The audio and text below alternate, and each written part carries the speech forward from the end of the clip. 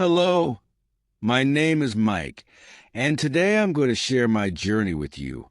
It's a story about how I went from struggling to speak a few words in English to becoming fluent in the language. It wasn't easy, but I want you to know that if I can do it, so can you. This story isn't just about me learning a new language. It's about transformation, patience, and most importantly, believing in yourself. So sit back, relax, and let me take you through the amazing journey of how I became fluent in English. I remember the first time I ever heard someone speak English fluently. I was in high school, and a guest speaker from the United States came to our school. He spoke so fast, and everything sounded so different. I couldn't understand a word he said, and honestly, I felt embarrassed. English had always been a difficult subject for me. In my small town, most people spoke our native language, and English was just something we learned in school, but we rarely used it in real life. I couldn't even introduce myself properly in English. My sentences were broken. My pronunciation was off, and I felt like I was always making mistakes. My teachers tried to help, but they didn't have much time to focus on one student. I was often afraid to speak because I didn't want to sound foolish.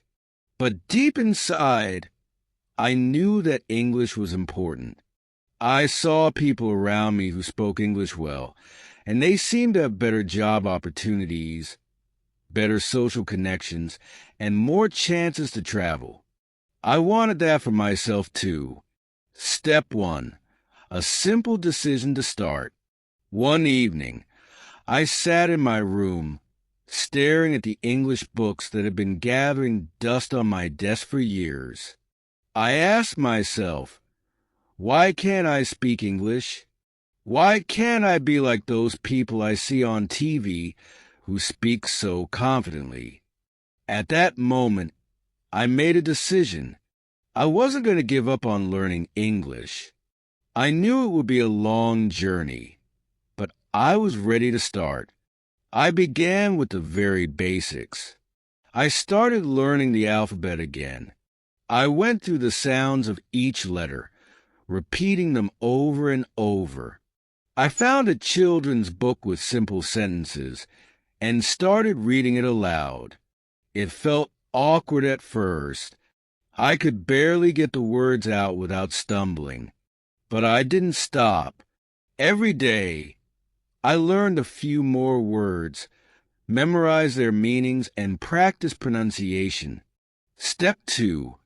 Building vocabulary. The power of flashcards.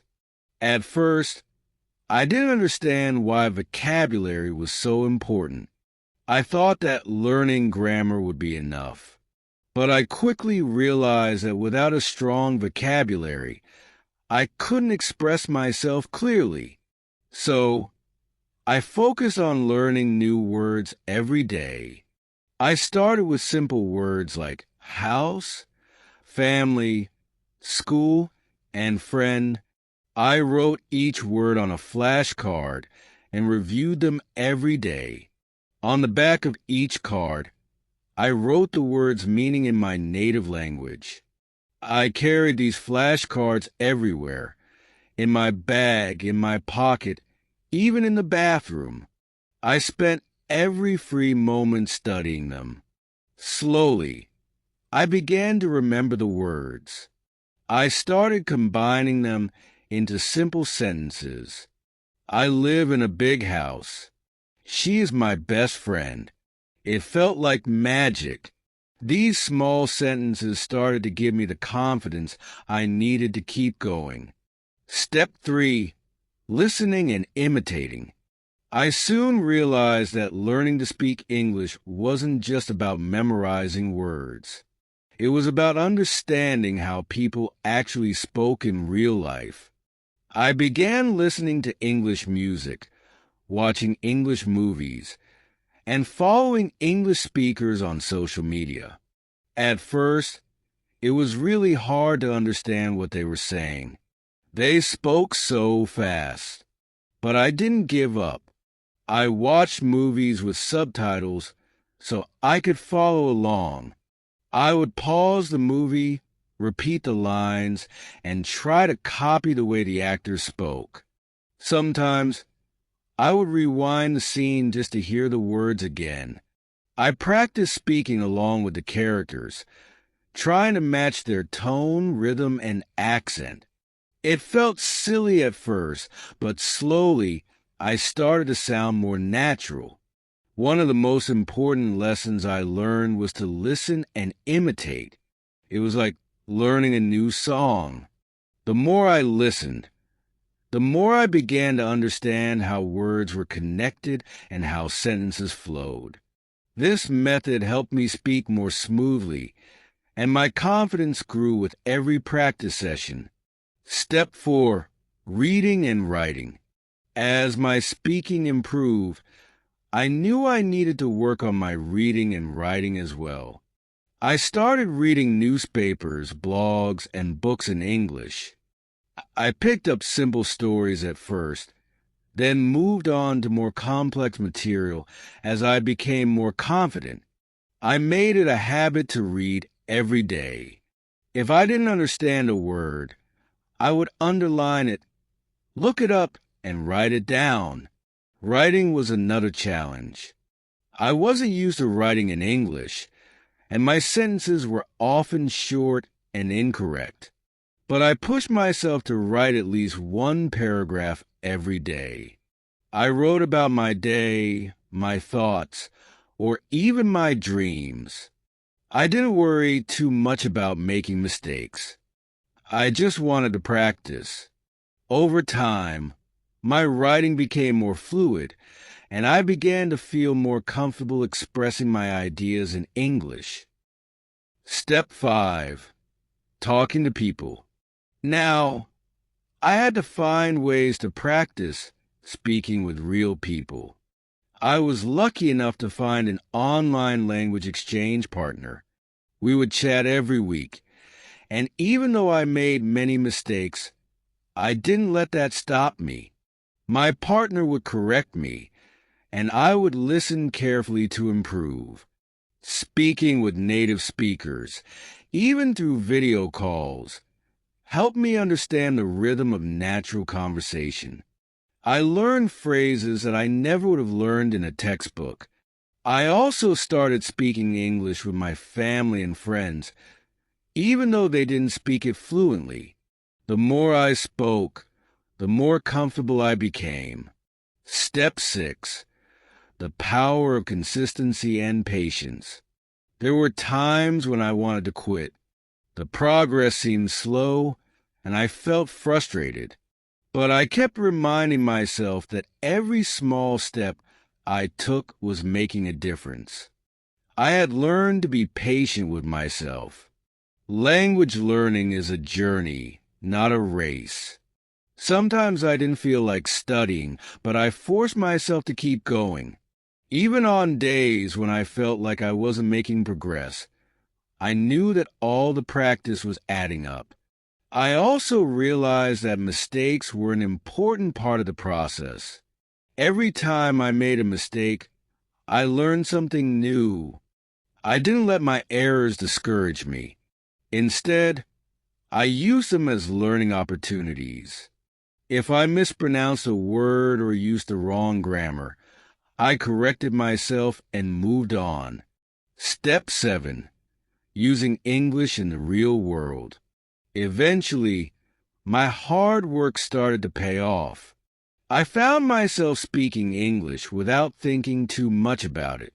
I could communicate with people from different countries, watch movies without subtitles, and understand English podcasts. I no longer felt nervous when I had to speak in public or present in English. One of the best moments in my life was when I traveled to an English-speaking country. I had the chance to talk to strangers, order food, and even make new friends. It was amazing to realize that I could do all these things without feeling lost or unsure. Step 8. Teaching others. As my confidence grew, I realized that I wanted to help others who were in the same position I was. I started teaching English to beginners in my community. I shared my story with them, telling them that learning English wasn't impossible. It just required dedication, practice, and patience. I showed them the same methods that had worked for me: listening, speaking, reading, and writing every day.